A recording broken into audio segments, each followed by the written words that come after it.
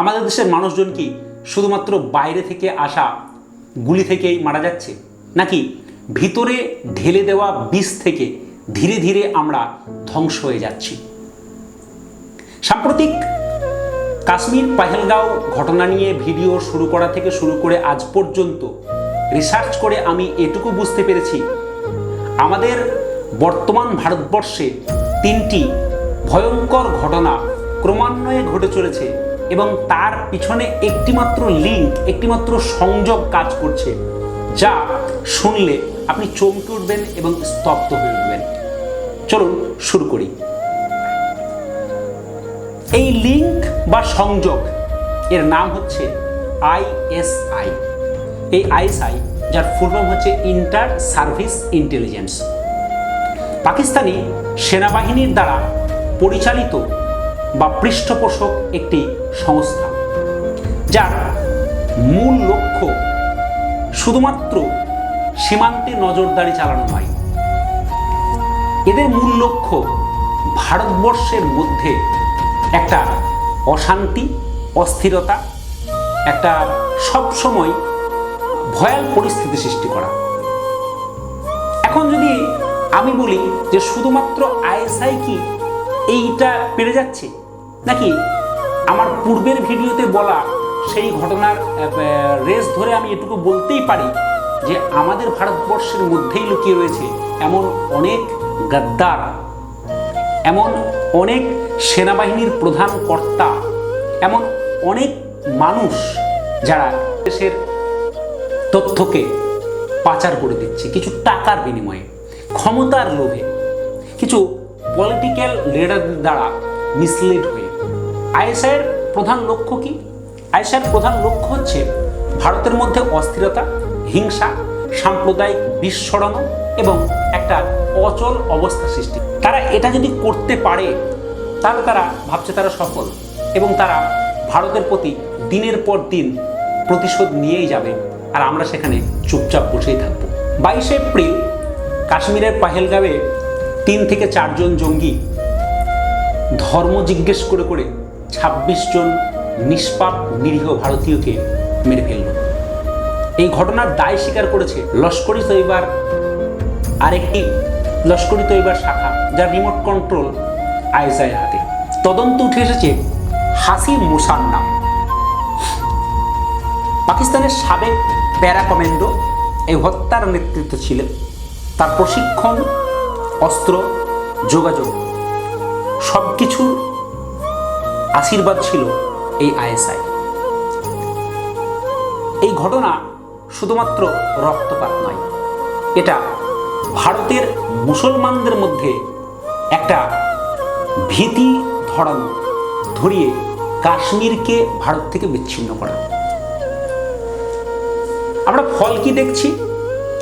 Social media সরগরম, news চ্যানেলগুলো তাদের TRP বাড়ানোর জন্য উঠে পড়ে লেগে একদম উল্টো পাল্টা খবর ছড়িয়ে মানুষের মধ্যে বিভেদ, ঝঞ্ঝাট, ঝামেলা লাগিয়ে দিয়েছে এবং তার ফলস্বরূপ আমরা দেখতে পাচ্ছি, এই কয়েকদিন আগে দেখলাম দিল্লির একটা বিরিয়ানিওয়ালাকে কয়েকজন মানুষ রাস্তায় ফেলে পিটিয়ে মারছে। আমাদের রাজ্যের যারা মাইগ্রেন্ট লেবার্স আছে, বিশেষ করে রাজস্থানে যারা গেছে, আপনারা জানেন টাইমস অফ ইন্ডিয়াতে এবং দ্য হিন্দুতে ছেপেছে যে সেখানে বাংলাদেশি বা পাকিস্তানি বলে অনেককে গ্রেপ্তার করে দিনের পর দিন হাজতে রেখে দিয়েছে, যদিও তারা যথেষ্ট ভ্যালিড প্রুফ দেখিয়েছে, আধার কার্ড, ভোটার কার্ড, তারা দেশের নাগরিক, ইভেন তাদের পাসপোর্ট রয়েছে। আইএসআই কিন্তু সফল, আর আমরা কিন্তু সারাক্ষণ চর্চা করে যাচ্ছি, আমরা কিন্তু সবসময় লড়ে যাচ্ছি হিন্দু মুসলিম সাম্প্রদায়িক বিষ এসব নিয়ে। দ্বিতীয়, পাঞ্জাবের ইয়াং জেনারেশনের মধ্যে মাদকের নেশা। লাস্ট কয়েক বছরের রিপোর্ট উঠে এসেছে যে পাঞ্জাবের একটা বৃহৎ সংখ্যক ইয়াং জেনারেশন, যা সাম্প্রতিককালের একটি বহুল চর্চিত সিনেমা উড়তা পাঞ্জাবে, যেখানে শাহিদ কাপুর অভিনয় করে দেখিয়েছেন যে কীভাবে ইয়াং জেনারেশন মাদকে আসক্ত হয়ে মাদকের নেশায় তারা ডুবে দিনের পর দিন ধ্বংস হয়ে যাচ্ছে। অবাক হবেন যে এই মাদক সরবরাহের পিছনে কিন্তু প্রধান হাত আসছে এই আইএসআইয়ের। চণ্ডীগড় পুলিশ বারবার করে আইএসআই দ্বারা পরিচালিত জঙ্গি গোষ্ঠীর বেশ কিছু ক্যাডারদেরকে গ্রেপ্তার করেছে এবং এফবিআই যুক্তরাষ্ট্রে গ্রেপ্তার হয়েছে হরপ্রীত সিং হ্যাপি নামে একজন জঙ্গি, যে নাকি আইএসআই দ্বারা প্রশিক্ষণপ্রাপ্ত। এই দ্বিতীয় ঘটনা থেকে আমরা কি বুঝতে পারছি, যে যখন বুলেট বা গুলি দিয়ে সব কিছুর সমাধান হচ্ছে না, তাদের অভীষ্ট লক্ষ্যে তারা পৌঁছাতে পারছে না, তখন তারা ইয়াং জেনারেশনের মধ্যে মাদকের মতো ভয়াল বিষ ছড়িয়ে তাদেরকে নিষ্ক্রিয় করে দেশের বিরুদ্ধে কাজে লাগানোর চেষ্টা চলছে। তৃতীয়ত, এপ্রিল মাসের প্রথম দিক থেকে শুরু করে প্রায় আজ পর্যন্ত মুর্শিদাবাদের জঙ্গিপুর, শামশেরগঞ্জ এবং মালদার বেশ কিছু জায়গায় ভীষণ রকমের সাম্প্রদায়িক দাঙ্গা হাঙ্গামা শুরু হয়েছে ওয়াকাফ সংশোধনী বিলকে কেন্দ্র করে। মানুষের মধ্যে ওয়াকাফ বিলটা, ওয়াকাফের বিরুদ্ধে ওয়াকাফের যে সংশোধনী যে বিলটা এসছে, তাতে মানুষের মধ্যে মনে হয়েছে এটা বিলটা আমাদের ইন্ডিয়ান কনস্টিটিউশন এর পরিপন্থী। সেখানে মানুষ তার মতামত জানানোর জন্য সে সুস্থভাবে আন্দোলন করতেই পারে, রাস্তায় নামতেই পারে, কিন্তু সেখানে রিপোর্টে কি উঠে এসেছে? রিপোর্টে দেখা যাচ্ছে যে দাঙ্গা, লুট, বাড়িঘর ভাঙচুর, অনেক মানুষকে মেরে ফেলা, এই সমস্ত ঘটনা র্যান্ডাম ঘটে চলেছে। আমি প্রায় দীর্ঘ 8 বছর মুর্শিদাবাদের জঙ্গিপুরে কর্মসূত্রে ছিলাম। এখন আমি মাঝে মাঝে আমার প্রিয় ছাত্রছাত্রী, তাদের গার্ডিয়ান, আমার প্রিয় কলিগদেরকে ফোন করেছে, স্থানীয় মানুষদেরকে ফোন করে জানার চেষ্টা করেছি যে আসলে ওখানে হচ্ছেটা কি বা কারা এর জন্য দায়ী।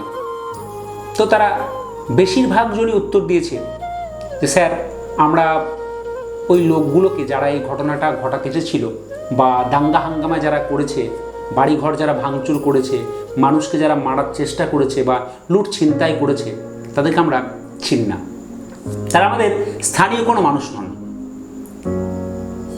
তারপরে যখন তদন্ত শুরু হলো, রিপোর্টে দেখা গেল তারা সীমান্ত পেরিয়ে বাংলাদেশ থেকে এখানে এসেছে। তারা নাকি জামাতের সদস্য। এই জামাতকেও কিন্তু নিয়ন্ত্রণ করে আইএসআই। অবাক, আপনি শুনে অবাক যাবেন যে মুর্শিদাবাদ, পশ্চিমবঙ্গের একটি জায়গা মুর্শিদাবাদ এবং মালদা, সেখানেও কিন্তু আইএসআই ঢুকে পড়েছে। সাইলেন্টলি তারা একটা ভীষণ রকমের বিশৃঙ্খলা সৃষ্টি করে মানুষের মধ্যে একটা অস্থিরতা সৃষ্টি করেছে।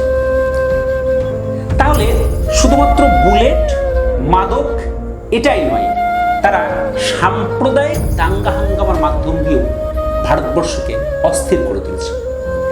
পশ্চিমবঙ্গের রাজ্যপাল কেন্দ্রকে রিপোর্ট দিয়েছেন এখানে র্যাডিকালাইজেশন চলছে। ভারতবর্ষের লোকজন বিশ্বাস করতে পারছে না, তারা ভারতের বিরুদ্ধে গিয়েই বিভিন্ন রকমের দাঙ্গা হাঙ্গামা বাঁধিয়ে দিচ্ছে। তাহলে আইএসআই কিন্তু তার যে টার্গেট, তার যে লক্ষ্য ছিল, সেগুলো কিন্তু তারা পূরণ করতে সক্ষম হয়ে গেল। আমাদের দেশের সরকার, আমাদের দেশের ইন্টেলিজেন্স যে সংস্থা র, সে কি ফেলিওর নয়? গভর্নমেন্টের কি দায়ী নেই এর পিছনে? নাকি আমরা যারা সিটিজেন, আমরা যারা সচেতন নাগরিক, তাদের দায় নেই? সবার দায় আছে। তাই আজকে আমি মনে করি একজন শিক্ষক হিসাবে এই সচেতনতাটুকু আপনাদের কাছে পৌঁছে দেয়া আমার দায়িত্ব।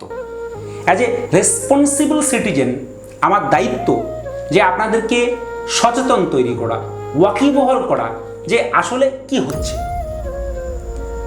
আমাদের এখান থেকে শিক্ষা নেওয়ার কি আছে, যে আমরা যেখানে বাস করছি, যেখানে এত সাম্প্রদায়িক সম্প্রীতির বার্তা আমরা ছড়ানোর চেষ্টা করছি, সেখানে যদি কেউ ঢুকে আমাদের মধ্যে এরকম একটা অস্থিরতা, গণ্ডগোল সৃষ্টি করে দেয়, তাহলে আমাদের দায়িত্বটা কি হবে? আমাদের প্রথম দায়িত্ব হবে সেটাকে ডিফেন্ড করা। কারণ আমি যে লোকটার সঙ্গে দীর্ঘদিন থেকে একই জায়গায় বসবাস করে আসছি, তাকে কি করে আমি শত্রু ভাবতে পারি? সে কি করে আমার ক্ষতি করতে পারে? প্রথম আমাকে এটা বুঝতে হবে।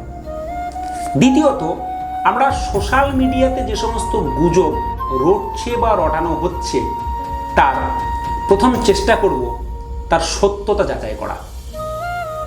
সত্যতা যাচাই করতে পারলে বা না পারলে আমরা কিন্তু তার এগেনস্টে রিপোর্ট করব। তৃতীয়ত, যে সমস্ত সাংবাদিক বা যে সমস্ত চ্যানেলগুলো সাম্প্রদায়িক বিষ ছড়াচ্ছে, তাদের বিরুদ্ধে আমরা আস্তে হলেও গর্জন তুলব। তারা যেটা বলতে চাইছে টিআরপি বাড়ানোর জন্য, তারা কতটা সঠিক সেটা আমরা জানতে চাইব। কেউ হঠাৎ করে আপনাকে বলে দিলেই পারে না যে আপনি দেশ ছেড়ে চলে যান। আপনার বাপ দাদা 14 গোষ্ঠী এখানে 200 বছর 300 বছর ধরে বসবাস করছে, আর আপনাকে আজকে হঠাৎ করে কেউ বলে দেবে যে এদেশ ছেড়ে চলে যান, এদেশ আপনার নয়। আপনাকে কিন্তু প্রতিবাদ করতেই হবে। তবেই কিন্তু আমরা এই আইএসআই এর দ্বারা পরিচালিত বিভিন্ন ঘটনা, আইএসআই এর দ্বারা ঘটানো বিভিন্ন ঘটনা থেকে মুক্তি পেতে পারব এবং তার সঙ্গে সঙ্গে আমাদের সম্প্রীতিকে রক্ষা করতে পারব। একজন শিক্ষক হিসাবে, একজন দায়িত্বশীল নাগরিক হিসাবে আপনাদের কাছে আমি করজোড়ে অনুরোধ করব, দয়া করে একটু সচেতন হন, অ্যাওয়ারনেস বাড়ান। আপনি যেটুকু জানছেন, যে সত্যটুকু জানছেন, জানতে পারছেন, সেটুকু আপনার কাছের মানুষকে জানানোর চেষ্টা করুন। এর ফলে কি হবে? ফলে হবে যে আমরা আমাদের পরবর্তী প্রজন্মকে একটা ভালো জায়গায় রেখে যেতে পারবো। আর যদি আমরা সেটা না পারি, তাহলে কিন্তু আমাদের মতো হতভাগ্য পিতামাতা আর কেউই হবে না। হয়তো আমরা আমাদের পরবর্তী প্রজন্মের জন্য ভালো জায়গা করে রেখে যেতে পারবো না। আর আপনারা এটা ভালো করে জানেন যে বাংলা সারা ভারতবর্ষকে পথ দেখায়। যেখানে রবীন্দ্রনাথ, সুভাষচন্দ্র বোস, বিদ্যাসাগরদের মতো মহান মহান মানুষেরা, নজরুল ইসলামের মতো মহান মানুষেরা সারা জীবন তারা ব্যয় করেছেন, বিবেকানন্দের মতো মানুষেরা, যে ভারতবর্ষকে পথ দেখানোর, এবং তারা সফল হয়েছিলেন। আজকের দিনে দাঁড়িয়ে সব থেকে প্রাসঙ্গিক কথা যিনি বলেছিলেন, তিনি হচ্ছেন আমাদের গান্ধীজির রাজনৈতিক গুরু গোপাল কৃষ্ণ গোখলে মহাশয়। তিনি বলেছিলেন, what Bengal thinks today, India will think tomorrow. So আমরা একমাত্র জাতি যারা ভারতবর্ষকে পথ দেখাতে পারি। তাই আমরা পথভ্রষ্ট হব না, আমরা বায়াসড হব না, আমরা কারো দ্বারা চালিত হব না। বিবেক বুদ্ধিকে কাজে লাগিয়েছে বাঙালি দীর্ঘদিন ধরে, এবং শিক্ষার প্রসারে ভারতবর্ষের সব থেকে উন্নত জাতি হিসাবে বাঙালির একটি গুরুত্ব আগেও ছিল, এখনও আছে, এখনও গরিমা হারায়নি। তাই বাঙালির দায়িত্ব আবার আমাদের দেশকে সঠিক দিশা দেওয়া, আইএসআইয়ের সমস্ত রকম পরিকল্পনাকে ভেস্তে দেওয়া। চলুন আবার সেই ইউনিটি বা একতাকে বলিষ্ঠ করে আমাদের হাতিয়ার বানাই, সকলে ভালো থাকার চেষ্টা করি এবং অপরকে ভালো থাকার সুযোগ করে দিই। এই প্রসঙ্গক্রমে একজন বাঙালি বিখ্যাত কবি কামিনী রায়, তিনি একটি লাইন বলেছিলেন, সকলের তরে সকলে আমরা, প্রত্যেকে আমরা পরের তরে।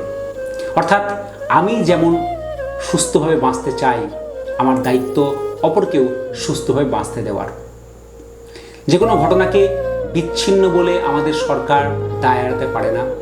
সরকারকেও আমরা অবশ্যই তার কথা মনে করিয়ে দেব through election, through voting process, এবং আমরা চেষ্টা করব, আমরা যারা শিক্ষিত, আমরা যারা শিক্ষিত মনস্ক, আমরা যারা বলতে পারেন রেসপন্সিবল, আমরা যারা অ্যাওয়্যার, তারা অবশ্যই রাজনীতিতে প্রত্যক্ষভাবে না হলেও পরোক্ষভাবে অংশগ্রহণ করার চেষ্টা করব, যাতে কমপক্ষে নির্বোধ স্টুপিড পলিটিশিয়ান দ্বারা শাসিত না হতে হয়।